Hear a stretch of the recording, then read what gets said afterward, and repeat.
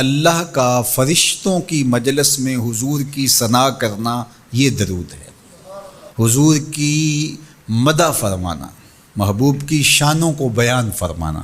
یہ صحیح بخاری میں صلاۃ کا ترجمہ حضرت ابو العالیہ رضی اللہ تعالی عنہ سے کیا گیا ہے۔ تو پھر درود کا مفہوم بہت وسیع ہے، حضور کی مدح و توصیف، حضور کے حسن کا بیان، حضور کے خصائل کا عنوان، آقا کریم کے شمائل کا تذکرہ، حضور علیہ السلام کے فضائل کی باتیں، حضور کی عظمتوں کا عنوان، یہ سب کچھ درود کے زمرے میں آتا ہے۔ اور پھر ساتھ صیغہ بھی درود کا ہو اور اس میں شانیں بھی حضور کی ہوں، جس طرح درود تاج میں ہے، تو اس میں حضور پر درود بھی بھیجا گیا اور ساتھ حضور کی عظمتوں کو بھی بیان کیا گیا۔ تو یہ ایک خوبصورت گلدستہ بن گیا۔ درود شریف کے جو مفاہیم بیان کیے گئے ہیں، ان سب مفاہیم کو یہ اپنے جلو میں لیے ہوئے ہے یہ درود۔ تو کثرت کے ساتھ حضور علیہ السلام پر درود پڑھنے کی تلقین فرمائی گئی۔ حضرت ابی بن کعب رضی اللہ تعالیٰ عنہ فرماتے ہیں کہ آقا کریم نے ترغیب دی درود شریف پڑھنے کی، باقی امور اور عبادت، ذکر فکر، تو میں نے عرض کی، ارشاد فرمائے کہ میں آپ پر کس مقدار میں درود پڑھوں، کتنا وقت، کتنا درود پڑھوں؟ تو آقا کریم نے فرمایا ما شئتا، جتنا تم چاہو۔ فرماتے ہیں میں نے کہا میں چوتھا حصہ درود پڑھوں گا، باقی 3 حصے دیگر عبادات اور دیگر وظائف اذکار بجا لاؤں گا۔ فرمایا جس طرح تم چاہو، جو تمہاری مرضی، لیکن اگر درود کی مقدار کو بڑھا دو تو تمہارے لیے بہتر ہوگا۔ تو میں نے کہا النصف، میں آدھا وقت درود پڑھا کروں گا اور باقی چیزیں باقی آدھے وقت میں کروں گا۔ فرمایا جس طرح تم چاہو، لیکن اگر درود کی مقدار کو بڑھا دو تو تمہارے لیے بہتر ہوگا۔ میں نے کہا کہ حضور میں 2 حصے درود پڑھوں گا اور 1 حصہ باقی وظائف اوراد بجا لاؤں گا۔ فرمایا جیسے تمہارا دل چاہے، لیکن اگر تم درود کی مقدار کو بڑھا دو تو تمہارے لیے بہتر ہوگا۔ فرماتے ہیں میں نے کہا حضور میں پڑھوں گا ہی درود، سارا وقت میں آپ پہ درود ہی پڑھتا رہوں گا۔ فرمایا پھر تمہارے سارے دکھ، تکلیف، اذیتیں، پریشانیاں، اس کے لیے یہ درود کفایت کرے گا اور تمہارے گناہوں کی مغفرت فرما دی جائے گی۔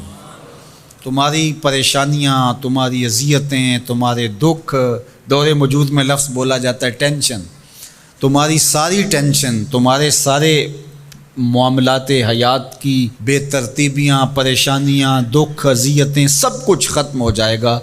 درود سب دردوں کا مداوع ہو جائے گا، سب دکھوں کا علاج ہو جائے گا، سب پریشانیوں کا حل ہوگا، سب مصیبتوں کا مداوع بن جائے گا، اور ساتھ ساتھ تمہارے گناہ بھی بخش دیے جائیں گے۔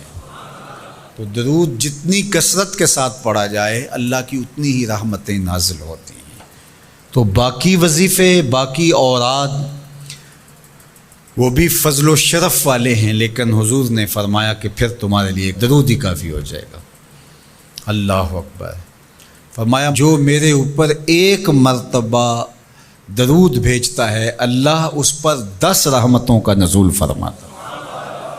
اور ایک حدیث میں آیا جو 1 مرتبہ میرے اوپر درود بھیجتا ہے اللہ اس کے 10 گناہ معاف کرتا ہے، 10 درجے بلند کرتا ہے اور 10 رحمتوں کا نزول فرماتا ہے۔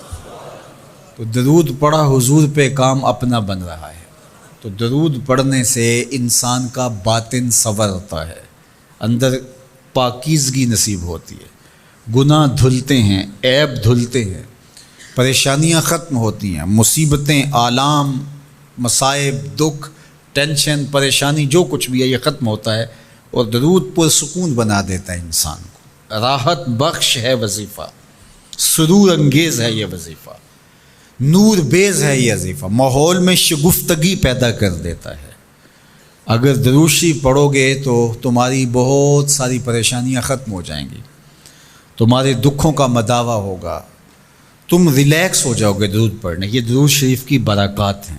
1 مرتبہ درود پڑھنے سے 10 رحمتیں نازل ہوتی ہیں، اور جو بار بار حضور پہ درود پڑھتا ہے تو بتاؤ کہ کتنا بڑا ذخیرہ رحمتوں کا اس کے اطراف میں پھیل گیا۔ تو اس لیے کثرت کے ساتھ درود پڑھنا چاہیے۔ حضور علیہ السلام نے یہ بھی ارشاد فرمایا کہ جو میرے اوپر درود پڑھتا ہے میرے اوپر لازم ہے کہ میں اس کی شفاعت کروں گا۔ شفاعت رسول کے حصول کا ذریعہ درود بنتا ہے، چونکہ ہمارا آسرا ہی حضور کی شفاعت ہے۔